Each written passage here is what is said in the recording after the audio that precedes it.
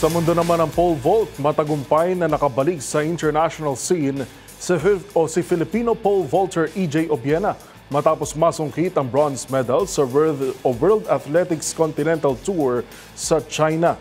Yan ay bago muling bumuhos ang aksyon para kay Obiena sa susunod na mga linggo dahil sasabak siya sa ilang malalaking kompetisyon. Kasama na ang atletang Ayala World Pole Vault Challenge na gaganapin sa Makati ngayong buwan. Magbabalita si Matchpoint, Millie Borja.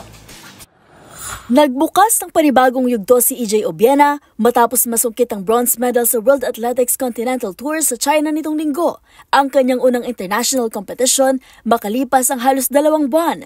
Naitala ni Obiena ang 5.65 meters para sa ikatlong pwesto sa likod ni Tao Zhong ng China na nagwagi ng ginto with 5.75 meters at Cole Walsh ng USA na kumuha ng pilak. Sinimula ni Obiena ang challenge sa 5.50 meters na naklear sa ikalawang try bago malinis na naitawid ang 5.65 meters sa unang pagkakataon.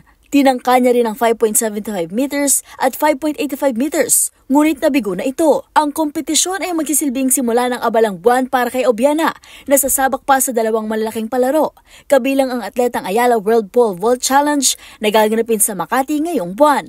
At sa mga latest updates sa mundo ng sports, para sa MBC TV Network News, ito si Millie Borja ng DZRH TV, una sa Pilipinas, una sa Pilipino.